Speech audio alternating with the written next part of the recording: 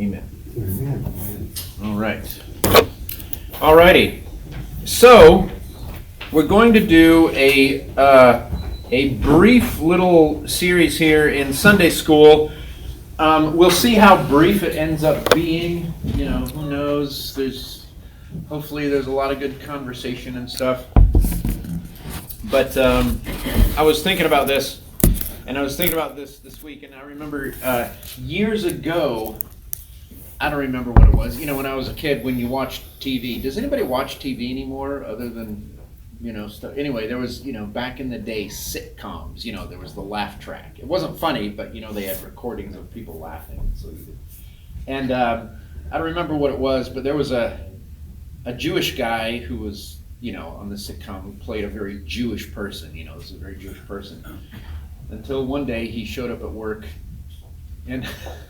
and he was all dressed in African garb. Basically, he was saying, before it was popular, I identify as an black African. And so he started talking, and there was black people there, and it was kind of funny. He went up to one of the black guys there, and he says, hey, what's kicking, homie, or something like that, and he was playing all the words. And the point of the show was look, be real, be who you are. And that's actually a biblical truth. You've got to be, one of my favorite American philosophers from 100 years ago. You guys know, my sons are smiling. They know who I'm talking about. One of my favorite American philosophers, you might know, remember. Yeah, Popeye the Sailor Man. Said, I am what I am. That's now. In fact, it's interesting because Karen and I were talking about this. Is a lot of people though don't want to be what they are because you wouldn't like me because of who and what I am. Well.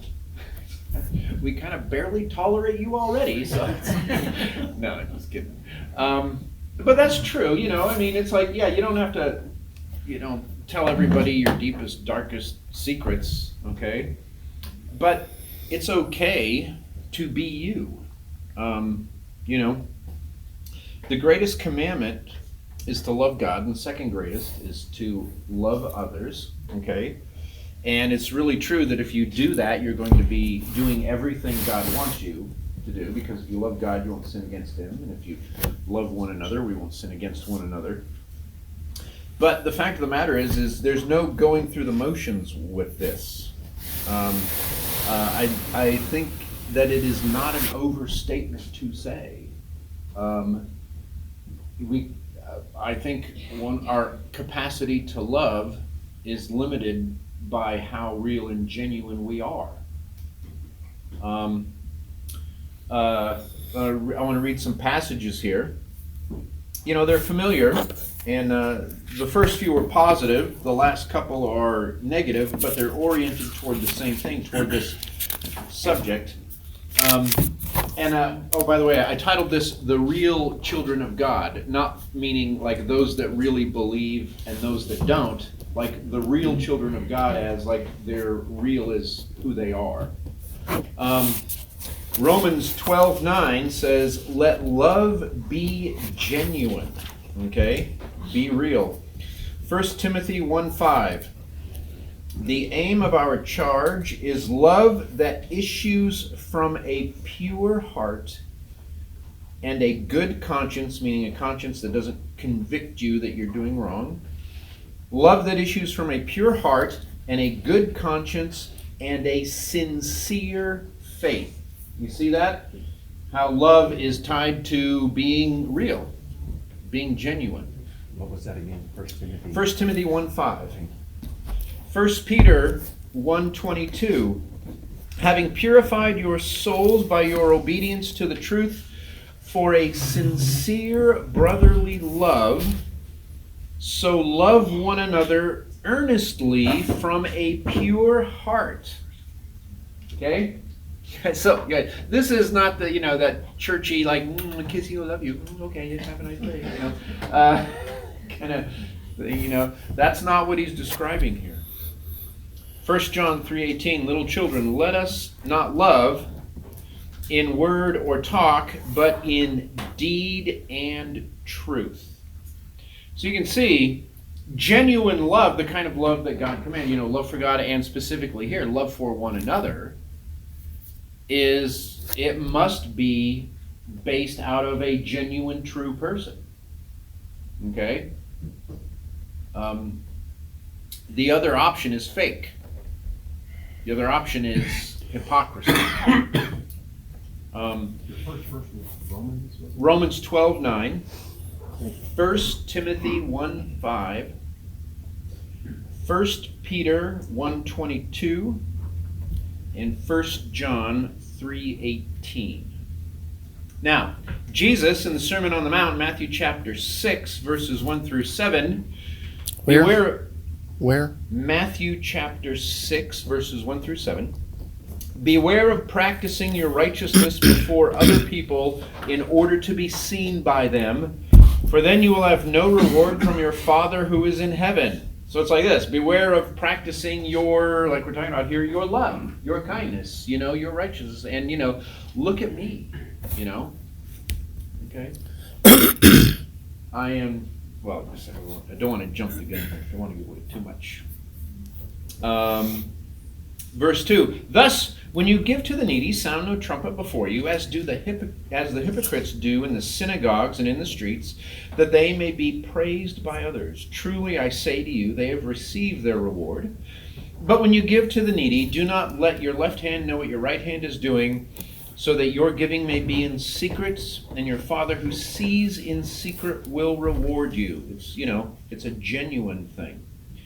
Verse 5, when you pray, you must not be like the hypocrites, for they love to stand and pray in the synagogues and at the street corners, that they may be seen by others. Truly I say to you, they have received their reward. All nice to people in church. Oh, what a wonderful person that is. And that's as good as it gets for them. Well, some people. But when you pray, go into your room and shut the door and pray to your Father who is in secret, and your Father who sees in secret will reward you. And when you pray, do not heap up empty phrases as the Gentiles do, for they think that they will be heard for their many words. And then Matthew 15:8, this people honors me with their lips, but their heart is far from me. Okay? So, you guys, we have to be real. We have to be genuine. Okay? You got to be the same person. You suppose they actually did that? What? Sound a trumpet and then throw some money in some beggar's basket? They did that. Yeah. Look at me. Look at how godly and good I am. They still do it. Do they really? Yeah. Well, what do you think TikTok is? Let me go give really. this bum money. Yeah, Yeah, right. You're recording it, Yeah. and you're sounding a trumpet. Well, Yeah, also, yeah. For the Chinese commies. also, look at, there is an acceptable way to be a good Christian in the Bible Belt. Okay? There is a vibe, a style, a way of dress. So we have to be real, we have to be genuine. We can't turn ourselves into something we're not and just project a better version of ourselves. Now, we're not here also, this does not mean you don't practice self-control, okay?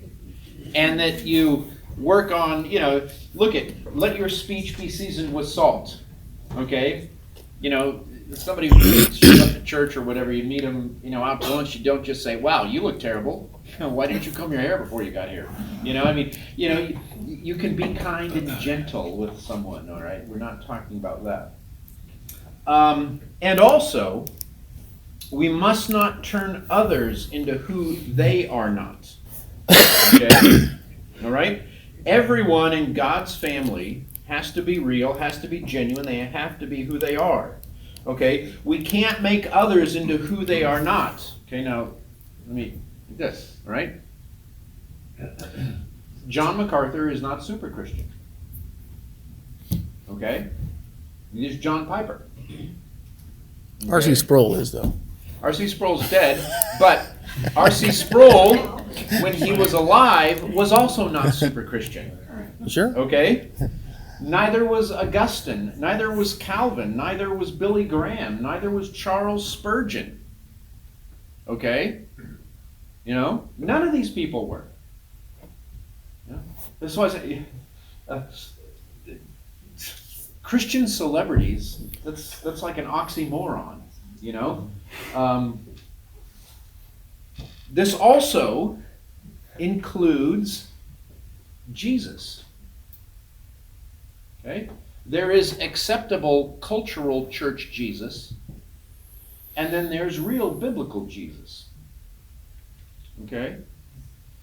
There's also acceptable cultural church Moses and church Isaiah and church Jeremiah and church David and church Paul, as well as the acceptable church version of everybody else that's in the Bible as well. And I hope there's not just the acceptable church version of you and me. We got keeping it real, homie. You know? Okay. But the thing is, you know, it's like, and I remember it's burned into my brain from, you know, a couple of decades ago, you know, someone at our church in Connecticut saying, you know, I'm paraphrasing just a little bit, not much, you know, but I want the cleaned up, sanitized version of everybody. That's all I'm interested in, you know. And they were also talking that about themselves too. Okay?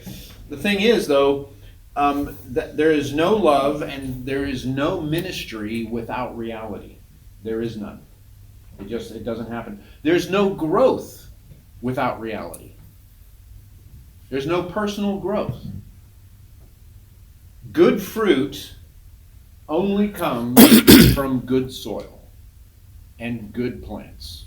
But really, we do all have that church version of ourselves. Oh, I know. You know, I want you to think I'm a good guy. Yeah. You know? Well, and if you were you would be wearing tie-dye jacket. Right. Yeah, tie-dye.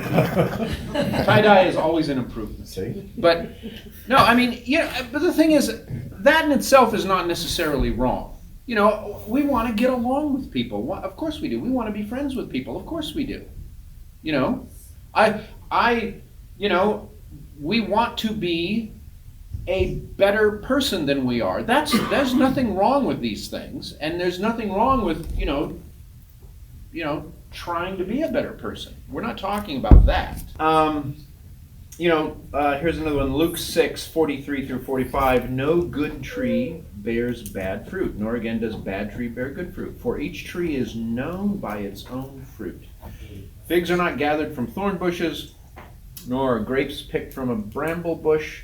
The good person out of the good treasure of his heart produces good, and the evil person out of his evil treasure produces evil. For out of the abundance of the heart, the mouth speaks. Okay?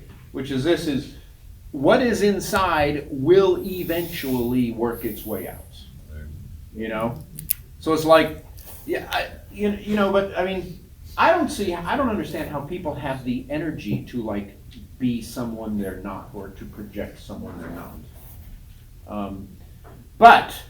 So this is why what we're going to look at, my effort is to, hopefully provide examples which will encourage us, is to free Moses and Isaiah and Jeremiah and David and Paul and Jesus, and then hopefully us as well, free us from the desire and maybe the cultural conditioning to try and be somebody we're not,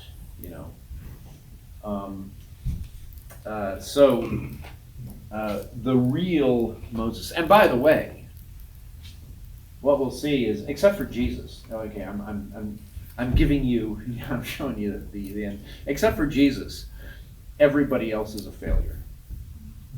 You know? And so welcome to being a human being in a fallen world, you know? And so I am sure that, believe it or not, this will be actually very encouraging. Steve, Yeah. are you going to juxtapose being real with also exercising our freedom and also restraining our freedom for the weaker brother? Well, okay, that's a discussion point. I mean, yeah, I'm not specifically talking about that. Yeah, what you're talking about is being real does not mean not preferring other people. You know, we're supposed to, you know, consider others better than ourselves, prefer other people. Now, but sometimes you can't because that wouldn't be the right thing to do. Being real does not mean being a selfish pig and just doing what I want all the time. Okay. All right. So here we go. All right. Any questions? Any comment? Is everybody okay? Is everybody worried about this? I'm not going to call on anybody and say, oh, you know, okay, Wade, tell us, you know.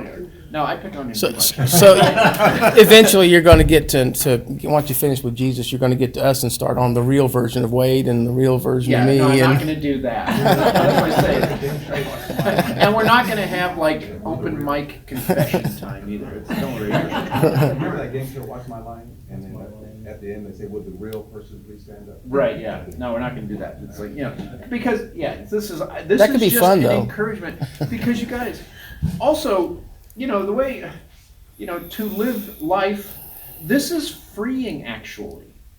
Okay?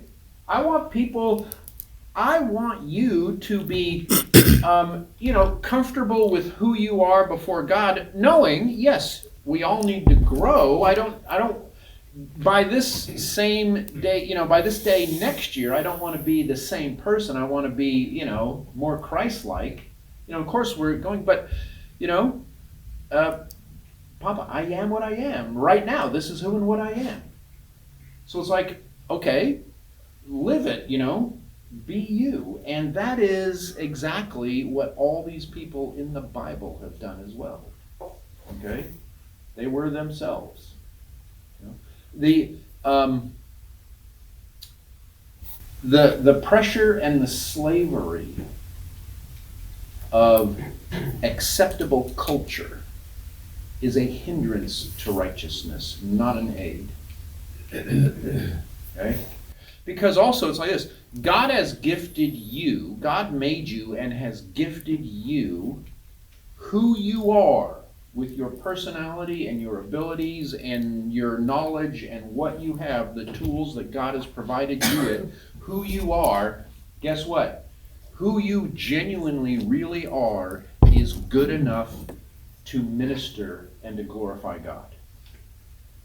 Who you are right now. Okay? In the lane that God has given you to run in. Whatever your life is like, whatever you've got to do, okay? Who you are is good enough right now to follow God and to obey Him and to minister. To serve God and to serve others. It really is. You say, yeah, but I'm a terrible person because I sinned all this time this week. Okay, yeah, you did do that. Yep. Okay. But still, guess what? Okay? You know, like I said, confess, repent, don't do it anymore, and instead do righteousness. That's, you know, keep moving forward. Keep moving forward.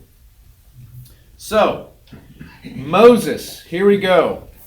Moses, a man that never did anything wrong, right?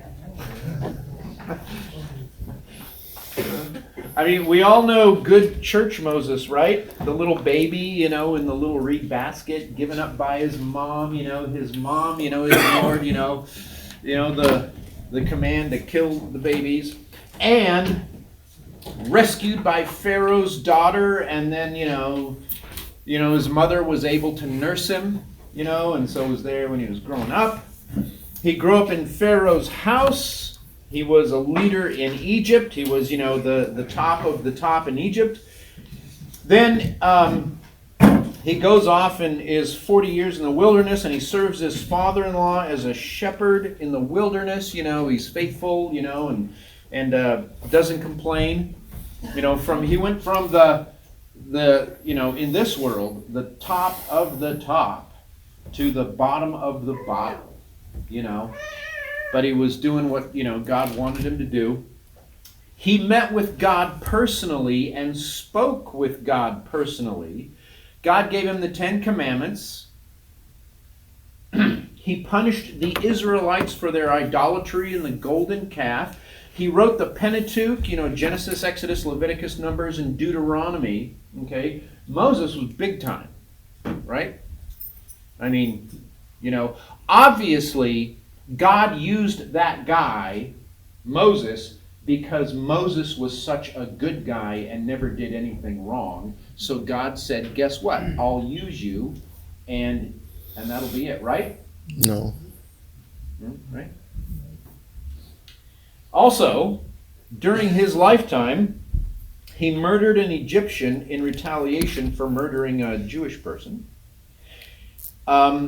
He took 40 years to get people across a desert that should have taken a few weeks. Okay? The trip should have taken just a few weeks. There were numerous attempted coups against his leadership. People were pretty much fed up with him being in charge. Actually, not pretty much fed up with him. They were fed up with him being in charge. He was to lead the people in righteousness to the promised land, but the people rejected him. They constantly complained against him personally, like he was a bad guy, and they complained against what he did. The people rejected his leading and worshipped idols, and the people complained against the Lord. He threatened to quit. It's like, I'm taking my toys and going home. It's like, I'm done with this. He disobeyed the Lord and struck the rock. Twice. Yes, twice. He was denied entrance into the promised land because of his sin. And then, get this, just before he died, this is an interesting thing. This is a common occurrence with famous people in the Bible. It's like, go through, look at the very end of their lives, and see what God says to a lot of them, or what their situation in life is. Paul, what's his situation in life? Prison? Everyone is abandoned. Okay? And I don't want to, I give you, we're going to look at Paul, but I give you, which is why, you guys, at the end of all these people's lives, the world looks at these people and calls them failures. Because listen to this. This is what God says to Moses just before he dies. Well done, my good and faithful servant. No.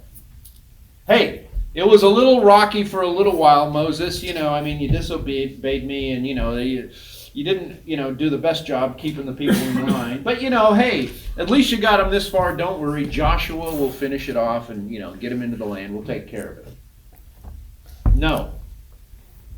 Hey, but at least Moses, we're not in Egypt and slaves anymore. Now all of God's people, you got your own, we're getting our own country, and, you'll be able to, the tabernacle, and you guys will be worshiping God properly and everything. And people will go, and now, you won't have the idols around and people pressuring you. You're going to be free. And you'll have the freedom to worship God. And so don't worry about it. Things will be better. Is that what he says? No. Listen to what God says to Moses. Deuteronomy 31, starting in verse 16. And the Lord said to Moses, oh, this is great. Listen to this. Behold, you are about to lie down with your fathers. Moses, you're going to die. Your time has come. Moses. So then, this people, the Jewish people that he has been leading for 40 years, This people will rise and whore after the foreign gods among them in the land that they are entering. And they will forsake me and break my covenant that I have made with them. Then my anger will be kindled against them, and I will forsake them and hide my face from them, and they will be devoured. And many evils and troubles will come upon them, so that they will say in that day, have not these evil come upon us because our God is not among us? And I will surely hide my face in that day because of all the evil that they have done, because they have turned to other gods. So Moses, guess what? Your ministry, you were supposed to get these people to the promised land. Oh, and you didn't do that, did you? You were supposed to, and I even gave you a tabernacle. I gave you Leviticus. You've got the Aaronic priesthood going here. I gave you all this kind of stuff. And what did they do in the wilderness? They worshipped a golden calf. Thankfully, you paddled a few behinds. You got that straightened out. And now that they're going to go into the promised land, what are these people going to do? They're going to turn to idols. So guess what, Moses? You even failed in that. Well, that's not his fault. Right? Well, he was in charge. Yeah. Although it's like this, the pastor retires, and within a month, the church that he ministered to for 40 years, went woke, denies the Bible, denies the virgin birth, the death on the cross, physical resurrection, salvation by grace through faith. What happened? And that actually happens. It does happen. Yeah. Talking legacy here. Moses' legacy. Yeah. All the leading and teaching and training and praying he did for these people would all unravel as soon as he was out of the picture. When the people finally entered the land, they forgot the most important thing he had taught them, which was their covenant with God. He was hired to do a job which he did not do well. He took way too long to do it. He was not even allowed to finish the job because of his disobedience. And someone else got what he had been pursuing and working for 40 years, which was entrance into the land. Okay. So, according to this, okay, you guys, and this is what I say is, God didn't pretty him up at all. Okay. This is the real Moses. This is the real Moses. And you guys, but God used the real Moses, think about this, to write the first 5 books of the Bible. To lead people through the wilderness. You guys, God accomplished a lot through this guy. I mean, and also it's like this, does anything ever go according to plan, honestly? Our plan. Huh? Right, exactly, not our plan. Especially when, I'll tell you, God never does things the way I think he should do them.